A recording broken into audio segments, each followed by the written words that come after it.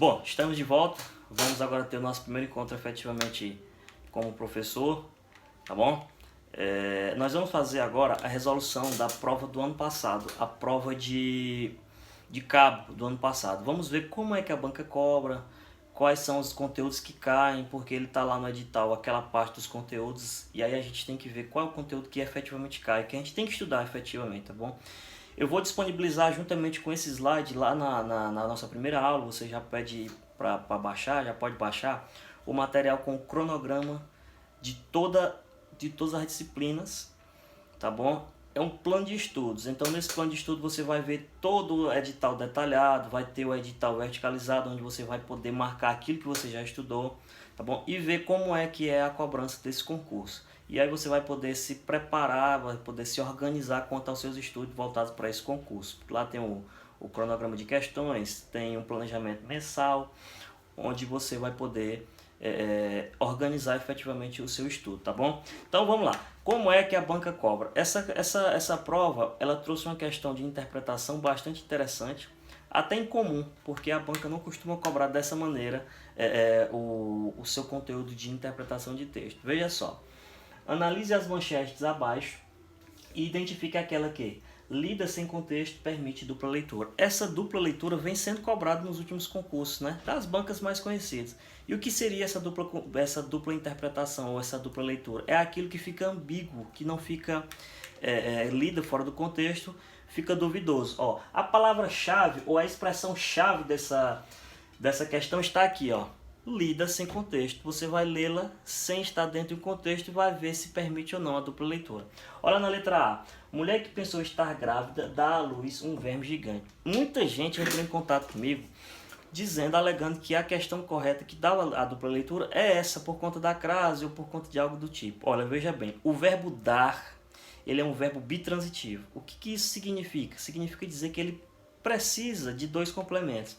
Como é que eu sei essa situação de precisar ou não? Basta eu fazer a pergunta para o verbo. Quando eu digo assim, ó, quem dá algo para algo ou para alguém, não é não? Então quando eu digo assim, ó, a mãe dá à luz um verme gigante. Imagina a situação, a mãe está grávida, o bebê está no seu ventre, e aí dentro do seu ventre ele está na escuridão, não é? Ele está num ambiente escuro.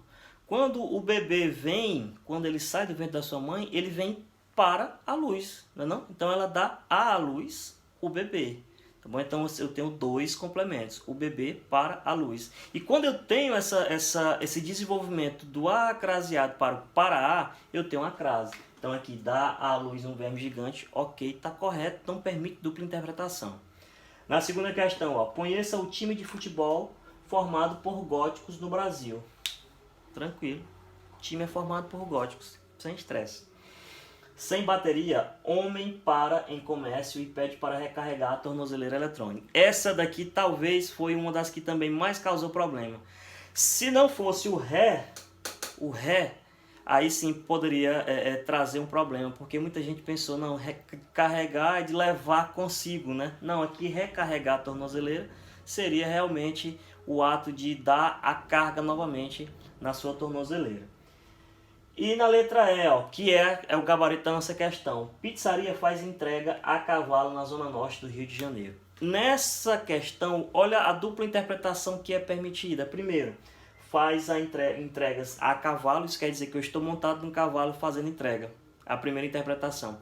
E a segunda interpretação, que ela fez ou faz a entrega para o cavalo, para ele comer. Então, realmente, nessa questão aqui, a dupla leitura está na letra E, tá bom? Uma questão tranquila, bastante debatida nos grupos, no pós-prova, mas só bastava a atenção, realmente, tá bom? Vamos lá para a segunda questão, uma questão que sempre está presente também nos concursos desse concurso interno, é uma questão de ortografia. As questões de ortografia para esse concurso são bastante simples, normalmente elas cobram as palavras que tem duas formas de serem escritas e dependendo da forma que ela é escrita, ela muda o sentido, tá bom? Então veja bem, ó, marque a alternativa em que as colunas devem ser completadas na ordem, com as palavras mal, mal e mal. Mal com L e mal com U. Basta você saber, mal com L é o contrário de bem. né? Mal com L é o contrário de bem. E mal com U é o contrário de bom. O mal é o advérbio, ele vai modificar o adjetivo, o advérbio ou o verbo. E o mal com U é o adjetivo, uma característica de alguém que é mal. Veja bem, basta só a gente trocar. Se eu consigo colocar o bem, já sei, é mal com L.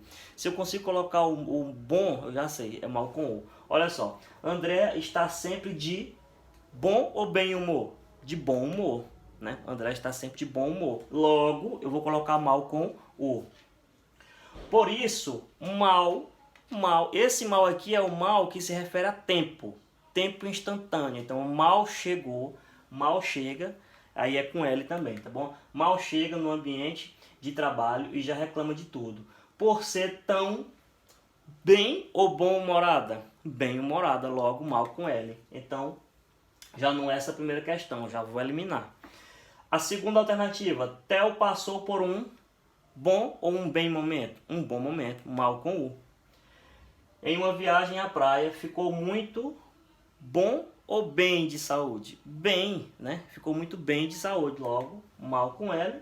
Ao contrair esse terceiro mal, que normalmente a gente não usa, mas esse terceiro mal, ele é um substantivo, tá bom? Quando ele for um substantivo, ele vai equivaler à moléstia, à doença, algo ruim. É mal com L também. Ao contrair uma moléstia, né, um mal, que naquela época ainda era difícil de curar. Também não é essa a segunda questão. Tiago sempre fala bem, logo, mal com L, de nossos propósitos. Mas, como todos sabem, que ele é um mau caráter, ele é um bom caráter, mal com U. O que ele diz não nos traz nenhum bem, né? Não nos traz nenhum bem, logo não nos traz nenhum mal com L. A viagem foi cansativa e bem planejada, logo mal com L. Além disso, esse mal aqui também se referindo a tempo, não é não? Então, além disso, mal chegamos ao local da pescaria, o bom tempo. Logo, mal com U, atrapalhou muito a montagem da cabana. Pronto, já temos a nossa resposta, letra D de dado, tá bom? Essas questões sempre caem. Questão de acentuação gráfica sempre cai. Nós vamos debater na próxima, inclusive na nossa próxima aula, questão de acentuação gráfica, tá bom? Essa questão foi uma questão bastante simples. Na realidade, ela mesclou o conteúdo de fonologia com o conteúdo de acentuação gráfica. Só lembrando que o conteúdo de fonologia ele não está presente no teu edital, mas nós teremos a nossa aula 01, que eu vou chamar de noção de fonologia, que ela é essencial para tu entender a acentuação gráfica. Como é que tu vai saber quando é que uma palavra oxítono é acentuada se tu não sabe o que é uma palavra oxítono? Tá bom? Se tu não sabe o que é um ditongo, como é que tu vai saber que os ditongos abertos terminados em E, I, O e EL serão acentuados? Então, a gente vai fazer essa primeira introdução com a fonologia e na sequência a gente faz a aula efetivamente de acentuação gráfica. Mas vamos lá. Ó. Indique a alternativa em que todos os vocábulos são acentuados por serem oxítonos. Olha só, é uma questão de acentuação gráfica e de fonologia ao mesmo tempo. Tá bom? Basta eu saber que na língua portuguesa, a palavra ela pode ser a maior palavra da nossa língua. Pode ser a maior palavra, mas ela só pode ser acentuada até a sua antepenúltima sílaba. Aí nós vamos ter, ó, se ela for acentuada na última sílaba, ela é oxítona. Se ela for acentuada na penúltima sílaba, ela é paroxítona. E se ela for acentuada na sua antepenúltima sílaba, ela é proparoxítona. Isso é básico da fonologia, tá bom? Só uma curiosidade, vocês sabem qual é a maior palavra da língua portuguesa? Pensem aí. A maior palavra da língua portuguesa é essa daqui, ó. Pneumo-ultramicroscópico silico-vulcanoconiótico. Pneumo-ultramicroscópico silico-vulcanoconiótico. Tenta falar aí depois, tá bom? Então, ela pode ser essa palavra, que é a maior palavra da língua portuguesa. Mas se eu tiver com uma questão de acentuação gráfica, eu posso eliminar isso daqui, ó. Porque eu sei, a palavra só vai ser acentuada até a sua antepenúltima sílaba, que tá aqui, ó. A sua antepenúltima sílaba, tá bom? Que a gente vai chamar de proparoxítona, beleza? Mas voltando ao assunto, ó. Quais são as palavras? Eu vou saber que a palavra oxítona é aquela que é acentuada por último. Na letra A, ó, é a última, ok? Mas eu já tenho aqui o mável, que está na sua penúltima sílaba. Logo, já não pode ser a nossa resposta. E aí a resposta vai ser, ó, na letra C. Como é que eu sei que é a letra C? As últimas sílabas são as acentuadas, ó. Nó, chás, jacaré, fé e pó. Tá bom? Então a última sílaba é acentuada. Essa questão foi a questão talvez que o NUCEP colocou para que ninguém zerasse a prova. Né? Questão muito simples, questão de acentuação gráfica. E aliás, esse conteúdo de acentuação gráfica é sem dúvida o mais fácil também da nossa prova. Vai estar na nossa prova, pode ter certeza disso, que não é nem o NUCEP, né, que faz. Eu estou acostumado aqui com o NUCEP. Vai ser a própria Polícia Militar, DEIP, que vai organizar essas questões, tá bom? Mas vai estar lá na tua prova com certeza. Letra D. Aliás, C, letra C. Quarta questão. O uso da pontuação está inadequado em... Naquela tarde as crianças aprontaram. Teresa era uma mulher baixa, magra e muito ágil. Seus amigos, marido e filhos ficaram satisfeitos com a comemoração. Gostava de cozinhar, cantar, lavar e passar. Na cozinha havia de tudo. Temperos, condimentos e delícias. Então, ó, veja bem, para que serve a pontuação na língua portuguesa? A pontuação ela serve para aproximar a oralidade da escrita. Percebe quando eu digo assim, ó, Manuel, onde você está? Eu tenho uma pausa na minha oralidade, né? Então, na escrita, o que vai marcar essa pausa é justamente a vírgula. E o que é que o teu concurso efetivamente vai cobrar? É vírgula, tá bom? Pontuação é só vírgula? Não, eu tenho pontuação, eu tenho vírgula, eu tenho 2 pontos, eu tenho um ponto e vírgula, eu tenho reticências, eu tenho parênteses, eu tenho travessão, tá bom? Mas os concursos normalmente cobram vírgula, justamente porque para eu fazer o uso da vírgula, eu tenho que ter um conhecimento prévio também de sintaxe. Então é um conteúdo que mescla outros conteúdos, beleza? Então, ó, para eu saber essa relação da pontuação, eu tenho que ter uma outra noção sintática, que é a situação da seguinte, ó. No português eu tenho o que a gente chama de ordem direta. O que é ordem direta? É quando a minha oração está no sistema SVC. O que é sistema SVC? É quando eu tenho, ó, na ordem, sujeito, verbo e complemento. Me dá um exemplo. Caim matou Abel. Então quando eu digo assim, Caim matou Abel, eu estou querendo dizer que eu estou dentro da minha ordem direta, ó. Caim é o meu sujeito, matou é o meu verbo e Abel é o complemento. Se eu modificar essa ordem, se eu fizer a alteração da ordem, eu tenho a alteração de todo o sentido da oração. Olha só, Abel matou Caim. Aqui eu já tenho uma outra situação, eu já mudei o sujeito e já mudei o meu complemento, tá bom? Então, dentro desse sistema SVC, sujeito, verbo e complemento, eu não tenho a vírgula. Para que é que eu vou usar a vírgula? A vírgula ela tem basicamente essas funções, ó. Separar termos de mesma função sintática, fazer enumerações ou fazer deslocamentos. Quando é que eu faço um deslocamento? Eu tiro um termo que era para estar lá no final, que era para estar aqui no complemento, e volto para o início. Olha aqui, ó. Olha os exemplos. Naquela tarde, as crianças aprontaram. Qual é a ordem direta aqui dessa oração? Ó? As crianças aprontaram naquela tarde. Então, eu estou utilizando essa vírgula para quê? Para fazer o deslocamento do termo. Então, eu uso a vírgula para deslocar. Aqui, a ordem está corretíssima. Agora, olha só a letra B. O que é que acontece? Teresa era uma mulher baixa, magra e muito ágil. Eu tenho 2 vírgulas aqui trabalhando dentro dessa oração. Primeiro aqui, Teresa, e segundo aqui. Nessa segunda oração aqui, nessa segunda situação, aliás, para que está servindo essa vírgula? Para enumerar termos de uma mesma função sintática. Ela era magra e ela era baixa e magra. Ou seja, ambos os termos são predicativos do sujeito. Quem é o sujeito? Teresa.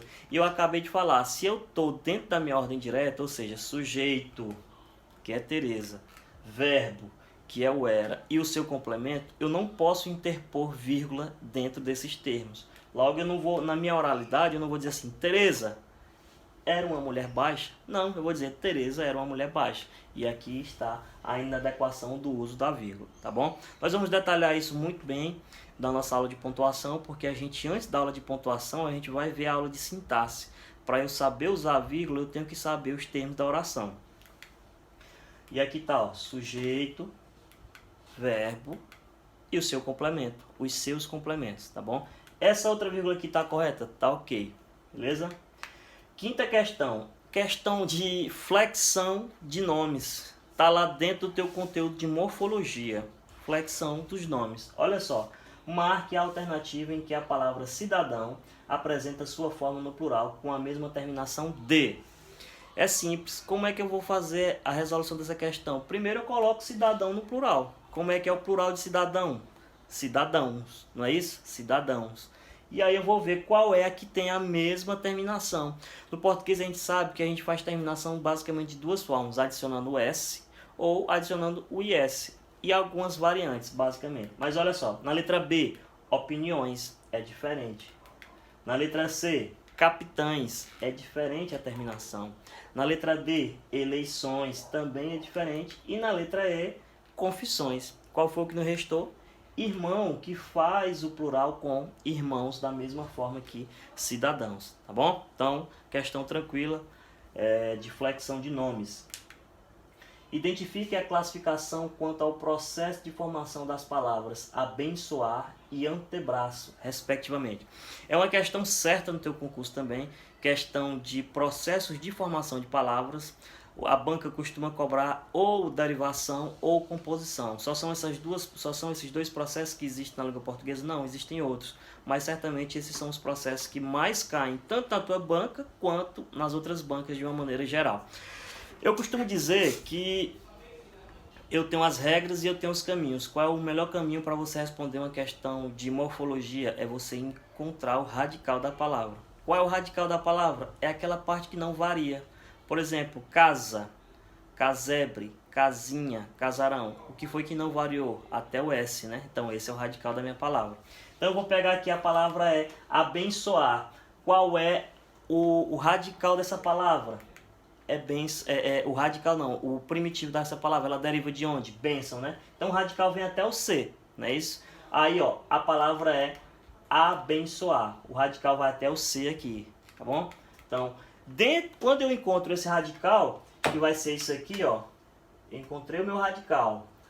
Aí eu vou ver o que foi que eu adicionei a esse radical. Eu adicionei, ó, o prefixo a e eu adicionei o sufixo ar.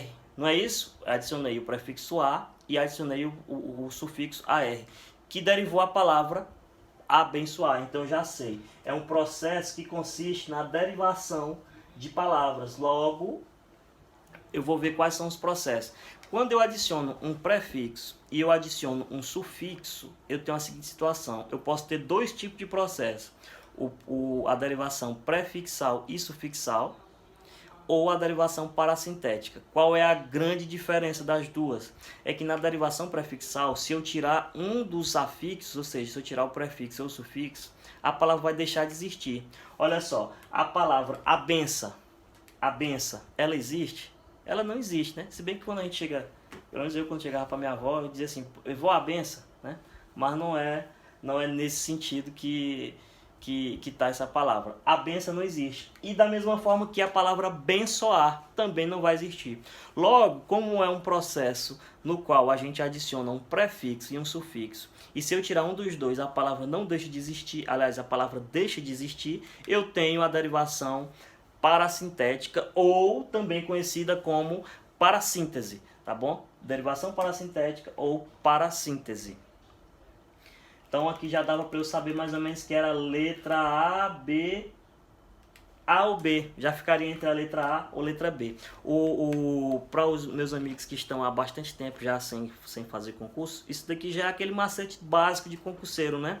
Eu sei a primeira alternativa, tá entre a letra A e a letra B. Eu já não vou perder tempo com as outras três alternativas. Só vai poder ser parassíntese ou prefixação. É básico, tá bom? A outra palavra é a palavra antebraço. A palavra antebraço, ela vem de quê, meus amigos? A palavra antebraço só pode vir de braço. A palavra antebraço vem de braço. O que foi que eu adicionei ao radical? Onde é o radical? Até o C. Braço, bracinho, bração, né? O que foi que eu adicionei a esse radical? Somente um prefixo, ante. Como é que eu sei que esse ante é prefixo? É simples. Se eu tirar esse prefixo, a palavra continua existindo, ó. Braço. É um prefixo. Ele não é uma estrutura fixa, ele não faz parte da palavra na sua maneira primitiva, e se eu tirar a palavra fica normalzinha, braço. Como eu tenho um processo de derivação que derivou da palavra primitiva braço, ela só pode ser derivação, beleza. é um prefixo, só pode ser o quê? Derivação prefixal ou prefixação, tá bom? Então lá na nossa alternativa vai ser na letra B, B de bola, parassíntese e prefixação. É outra questão que vai estar com certeza na prova de vocês, tá bom? Vamos detalhar essa situação, principalmente a questão da parassíntese. E continuando, ó, o solo foi umedecido pela chuva. O termo sublinhado trata-se de, ó, aqui já está entrando na parte de sintaxe, os termos da oração. Essa questão me pegou de surpresa porque eu não imaginei que a banca pudesse cobrar esse termo que é pouco cobrado, né? E é um termo um tanto quanto complicado porque eu tenho que ter a noção da voz passiva. Ó, o solo foi umedecido pela chuva. Lembra que eu falei assim, dentro da ordem direta da oração eu tenho sujeito, verbo e complemento, né? Aqui basta eu saber o seguinte, ó, eu tenho o verbo foi umedecido. Quando eu vou fazer análise sintática, eu tenho que partir sempre do meu verbo ou da minha locução verbal. O que é que eu tenho? Eu tenho um verbo simples ou tenho uma locução verbal? Eu tenho uma locução verbal, foi umedecido. Nesse caso eu vou ver, ó, eu tenho o verbo ser, que está flexionado, e o verbo umedecer no particípio. O verbo ser mais particípio é sinônimo de voz passiva. Verbo ser mais particípio é sinônimo de voz passiva. Nós vamos ter uma aula sobre isso com relação à voz passiva. Ela não está especificamente cobrada do edital, mas é importante que os senhores tenham essa noção. Mas o verbo ser mais o particípio é voz passiva, e aí vai surgir dentro dessa oração, somente na voz passiva, vai surgir um termo chamado agente da passiva. Olha só, quando eu digo assim, ó, a chuva umedeceu o solo. A chuva umedeceu o solo. Aqui eu tenho a voz ativa. A chuva está agindo, é a chuva que está fazendo a ação do verbo. A chuva umedeceu, tá bom? Quando eu vou transformar na voz passiva, o que é objeto aqui, ó, quem umedece, ou o que umedece, umedece algo. Umedeceu o quê? A chuva. O que é objeto direto aqui vai se transformar no sujeito paciente. E o solo e a chuva, que é o agente, no caso da voz ativa, que é o sujeito, vai se transformar em agente da passiva. Na prática, se vocês observarem, continua a mesma coisa. A chuva vai continuar umedecendo e o solo vai continuar sendo umedecido. Só que eu inverti. Eu tenho uma relação agora passiva, onde o sujeito, que é esse aqui, ó, a gente vai chamar de sujeito paciente, e ele vai receber a ação do verbo. Ó. O solo foi umedecido. Por quem? Pela chuva. Então a chuva aqui é o que a gente vai chamar de agente da passiva. Agente da passiva é a nossa resposta, que está na letra D, tá bom? Essa questão pegou muita gente entrou em contato comigo, mas não tenho que recorrer, tá bom? Oitava questão. Procuraram você por todos os lugares. Procuraram você por todos os lugares. Nessa oração, o sujeito é tipos de sujeito. Primeiro, nós temos que saber que dentro da oração eu tenho dois termos essenciais, o sujeito e o predicado. O que é o sujeito? É o que não é predicado. E o que é predicado é o que não é sujeito. Então, quando eu digo assim, ó, João foi ao shopping. Quem foi ao shopping? João. Eu já sei, João é o meu sujeito. Tudo que não é sujeito é o meu predicado e vice-versa, tá bom? O sujeito é aquele que faz a ação, basicamente, viu? Não é só isso, mas a grosso modo o sujeito é aquele que vai fazer a ação. E o predicado é a notícia, é a ação, é aquilo que ele fez, a característica dele ou algo do tipo, tá bom?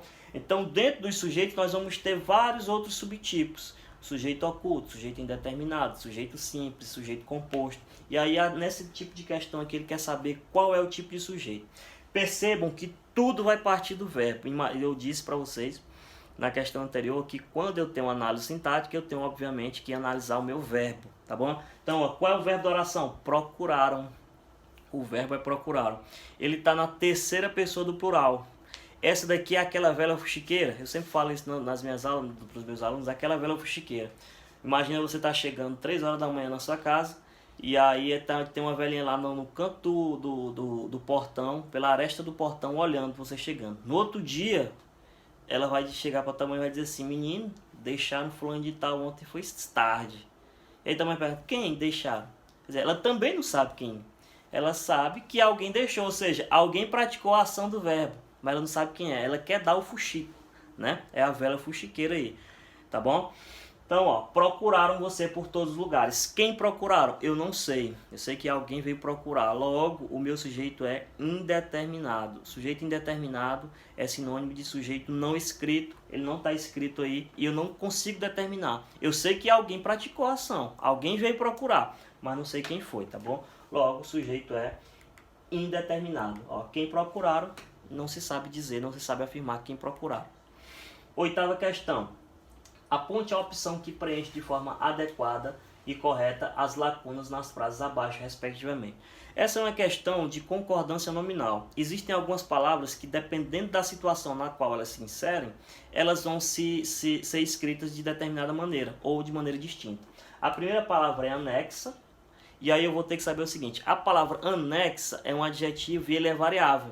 Eu posso escrever anexa, anexas, porque ele vai variar em número, anexo ou anexos. Tá bom? Porque ele vai variar também em número e em gênero. Beleza? Então aqui eu vou ter que saber o seguinte: se eu não tiver com a preposição, ele vai concordar com o substantivo ao qual ele se refere. Se eu tiver com a preposição, ele não vai variar. As cartas estão em anexo. Os documentos estão em anexo. Eu não vou variar. Agora, se eu não tiver a preposição, aí eu tenho que concordar. As fotos da formatura estão. Quem estão? As fotos. Eu tenho preposição aqui? Não tenho. As fotos é feminino e é plural. Então, as fotos estão anexas. As fotos estão anexas. Tá bom? As fotos estão anexas. Comprei camarão e sardinha. Aqui a concordância nominal também. E eu vou ter que saber o seguinte. A gramática ela é machista. Ou seja, se eu tiver 999 mulheres dentro de um ambiente e eu tiver um homem, eu posso tratar todo mundo como senhores. Os senhores, porque a gramática é machista e ela vai concordar com o masculino no plural. Eu posso dizer assim, ó, comprei camarão e sardinha fresca. Comprei camarão e sardinha fresca. E aí eu vou dizer que somente a sardinha era fresca. Ou eu posso dizer, comprei camarão e sardinha frescos, concordando com os dois termos, tá bom? Então eu vou dizer, ó, comprei camarão e sardinha fresca, que é o que eu tenho disposto aqui. E na terceira questão, na terceira alternativa lá, lacuna, para a inscrição é necessário, ó, essa palavra também ela vai concordar com o termo ao qual ela se refere. E se eu tiver a preposição, se eu tiver o artigo, ele vai concordar com o artigo. Então eu posso dizer assim, ó, para a inscrição é necessária a documentação. A documentação é necessária. Se eu não tiver o artigo, professor, aí eu concordo no masculino. Para a inscrição é necessário documentação pedida. Tá bom? Então tem essas duas formas. Muito cuidado com essas palavras bom, necessário, anexo, porque elas trazem essas peculiaridades. E a gente vai tratar na nossa aula de concordância nominal. Tá bom? Então deu como resposta a letra E. Beleza? Nossa última questão foi uma questão de concordância verbal, tá bom? Então vamos lá. Indique a alternativa que completa corretamente a frase. Teófilo confirmou que nos ouvirá com prazer. Mesmo que, ó, eu sei que o meu verbo ele vai concordar com o meu sujeito em número, plural e singular, e em pessoa, primeira, segunda ou terceira pessoa. Então mesmo que surjam problemas,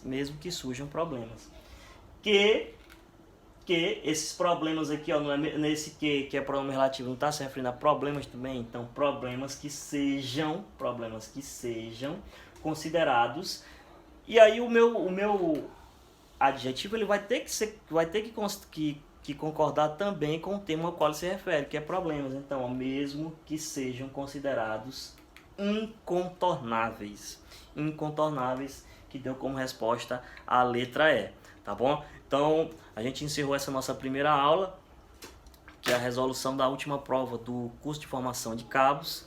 Espero que os senhores tenham compreendido a forma como a banca cobra. É uma cobrança tranquila, é uma cobrança que não requer tanto conhecimento assim, então ninguém vai ter que se especializar em língua portuguesa para responder uma prova dessa.